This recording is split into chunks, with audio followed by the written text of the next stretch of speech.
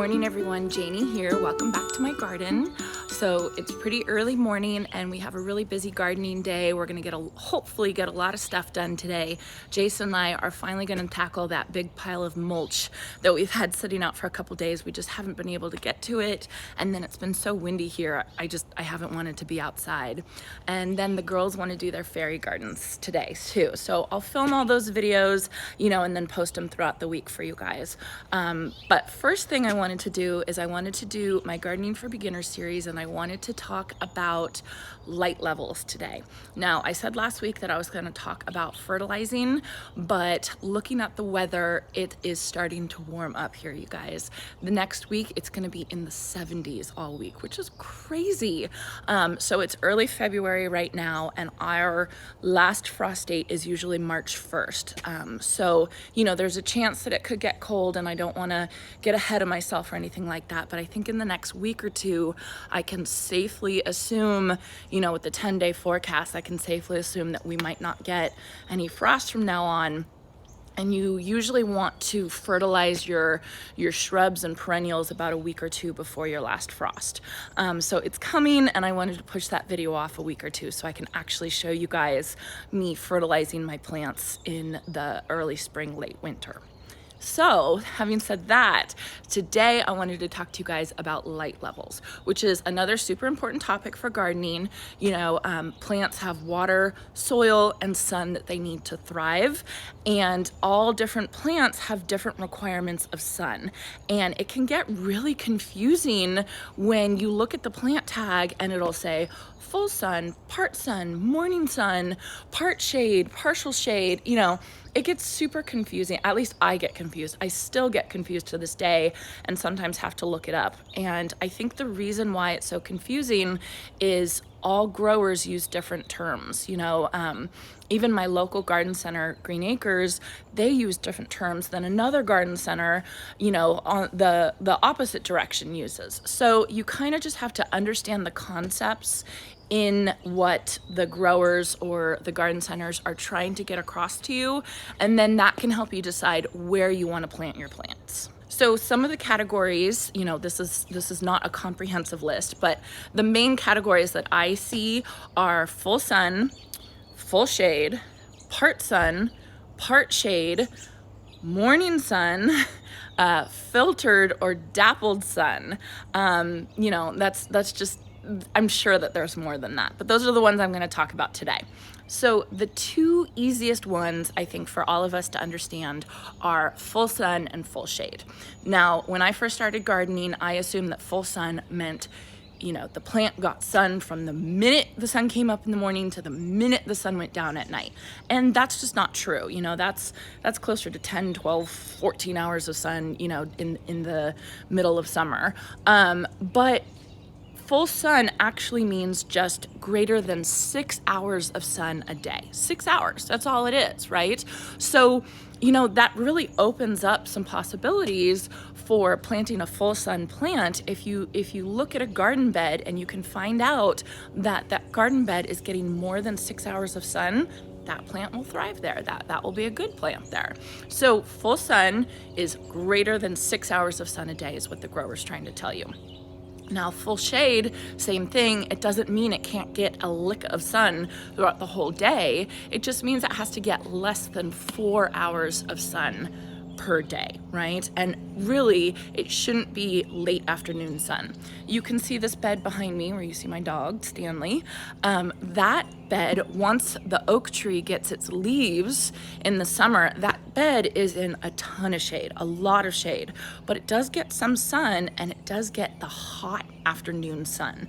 So technically, if you follow the guidelines, this bed is a full shade bed. However, because it gets 3 o'clock, 4 o'clock, 5 o'clock summer beating down sun, I can't plant full shade. I can't plant full shade plants in that garden bed because it's just too hot and it's too much. So, there's everything in gardening is flexible. I always say gardening, it's not a science, it's an art, which I know some people will disagree with me with that, but I truly think it's an art. So, Full shade technically means less than 4 hours of sun a day, but you know, there's a little bit of wiggle room, and you have to think about what type of sun you have in that spot. Okay, so that's full sun and full shade. Now we get to the confusing stuff, and that is part sun and part shade. What's the difference between the two? What does that actually mean? And so, as you know, as far as I've come to figure out throughout my gardening and throughout my research and everything like that, the terms can really be interchangeable. But if a grower or if a garden center is telling you part sun versus part shade, there's little nuances that they're trying to tell you about the plant that plant will enjoy. So let's talk about part sun first. Part sun means that plant needs 4 to 6 hours of sun a day. All right, so that plant is going to survive and thrive if it has 4 to 6 hours of sun. But because the grower or the garden center said part sun, what that indicates is that plant will be a little bit happier on the higher end of that range. So it'll survive with 4 hours of sun, 4+ hours of sun, but it'll be happier with 6+ hours of sun. And it will even survive and be happy with 7-8 hours of sun. Also, plants in part sun plants will do okay in a bed like this, right, that has the hot afternoon sun, because the grower's saying, you know, it can handle some sun. It doesn't need full sun, but it can handle some sun. So with this bed right here, like I said, that gets the hot afternoon sun, but it's shaded for the rest of the day, I'm gonna plant part sun plants in that garden bed. So now part shade plants is the opposite. It does well with the same range, 4 to 6 hours of sun. However, it will be happier if you're closer to the 4-hour range. It'll be super happy. And a part shade plant will not be happy in a bed like this that gets the hot afternoon sun. It would rather be in a place where it gets 4 to 6 hours of morning sun or really gentle, cool sunlight where it's not going to burn its little leaves. So you want to think a part shade plant versus a part sun plant. A part shade plant is, you want to err on the side of less sun, less heat. It's going to be a little bit more tender than a part sun plant. So I hope that makes sense, the difference between part shade and part sun. Part shade needs less sun and it's probably a little bit more tender. Part sun, it doesn't need full sun to thrive, but it's going to be okay if it has a little bit more sun. Okay, then 2 more categories that I want to talk about are morning sun and filtered or dappled sun. Okay, so I kind of think of morning sun as the same thing as part shade, in that it only needs a couple hours of sunlight, you know, 4 to 6, or you know, closer to the 4 end. But the grower's basically telling you, do not put this plant in a place where it's going to get the hot afternoon sun. The hot afternoon sun will burn its leaves. So I tend to think of morning sun, if the category is morning sun, I tend to think of that very similar to part shade plants. Now, dappled or filtered sun plants, those plants are going to do really well underneath something like my oak tree.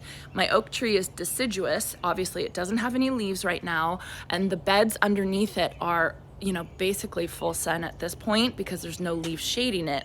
But when there are leaves, it's shade, and there's parts, once you get out to the edge of the canopy, there's parts of my garden bed that get dappled or filtered sun, which is the sun is still coming through the leaves. So the plants in those areas are still getting sun, greater than 6 hours of sunlight, but it's not that direct beaming, you know, beating down sunlight that, you know, a full sun garden bed will get. So I'm gonna take you guys out to my front yard now in my plumbago bed on the side of my house, and show you a project that I did last year, and I think it was one of the best things that I started doing, and that was basically tracking the sun and seeing where the sun was throughout the day, so I would know exactly how much sun a garden bed got. So let me show you. Okay, so here we are on the east side of my house, and it's like 9 o'clock this morning.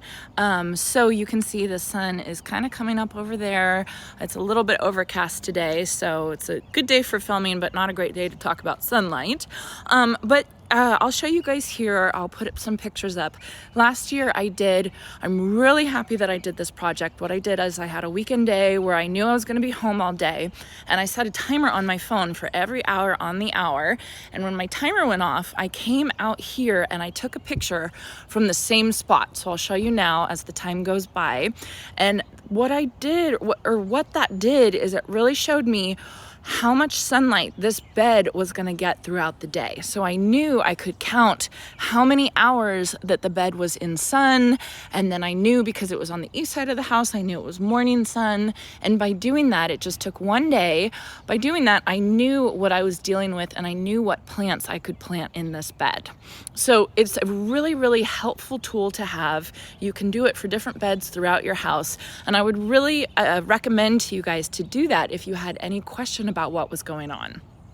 Now, one thing I will say about that is I will say, you know, it depends when you're doing it. So it's the middle of, well, not the middle, it's the end of winter right now, and I don't have any leaves on my trees. So this garden bed is going to have more sun than it will when it's the middle of summer, when all these deciduous trees have leaves. So you have to remember that there's different lighting levels, winter versus summer, depending on how much leaves or how many trees you have and how many deciduous trees you have in the area. Now, that's going to matter whether it's a winter blooming plant or a summer blooming plant. So if you're looking at winter blooming plants, you know, it's going to matter how much sunlight it has during the winter. If it's a summer blooming plant, obviously it's going to matter how much sunlight it has during the summer. So kind of just keep all of that kind of stuff in mind. So this bed, you know, it's on the east side, it's right next to a fence, and you would assume that it had, you know, part shade to full shade amount of sun, not get enough.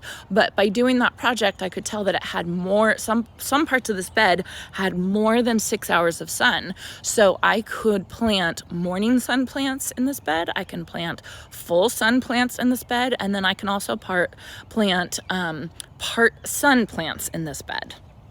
Okay, so let me show you another bed over here that is full sun, and this is pretty easy, right?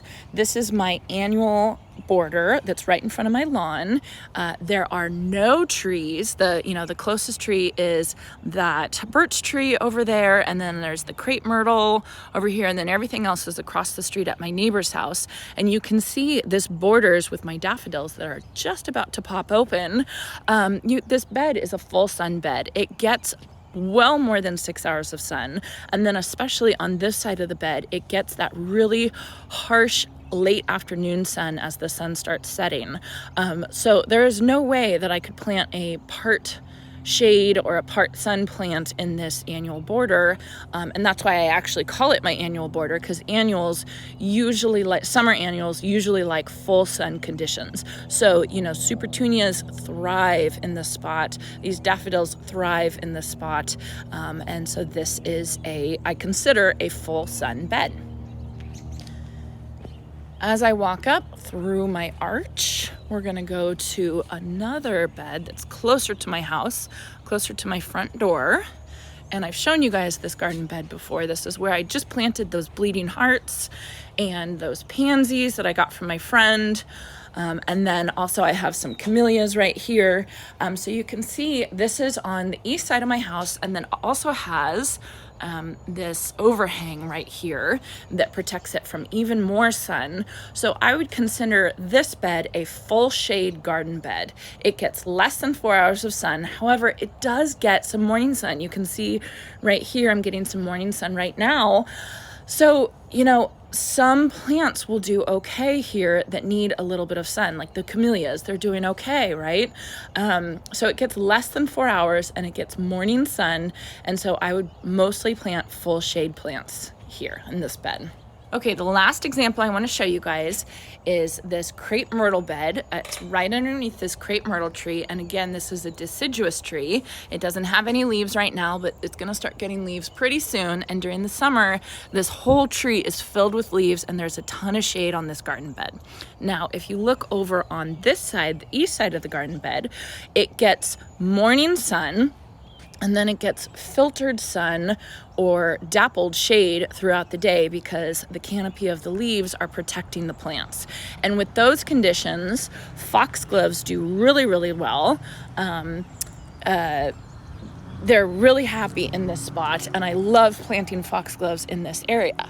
I wish I could plant foxgloves all over the whole bed.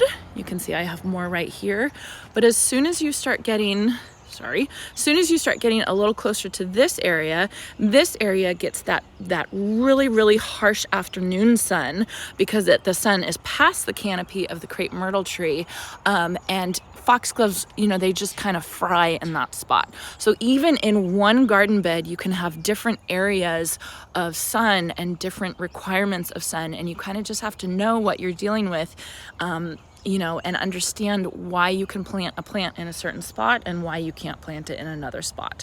So like I said, I would love to plant these foxgloves all over the entire bed, but I just can't do that. Okay, so I hope that was helpful for you guys, and I hope that made things a little bit more understandable. The one thing I do want to say, it's flexible. This is all flexible. It's not a hard and fast rule, and it has to be exactly 4 hours or exactly 6 hours. You can play with it a little bit, and if you plant a plant in more shade than it likes, it's not like it's gonna die right away. It just might bloom a little bit less, and if you plant a plant in a place that has a little bit more sun, it might struggle a little bit, but if you give it enough water, it might be totally fine. So just remember that gardening, it's flexible. It's not hard and fast rules. It's an art. So I hope you guys enjoyed this. I hope it was helpful for you. Stay tuned for my videos the rest of the week. I got a lot to do today with, adding the mulch and doing the fairy garden and all that kind of stuff. So stay tuned for that. If you guys enjoyed this, please consider hitting the subscribe button or the like button, and I will see you in another video very soon. Thanks.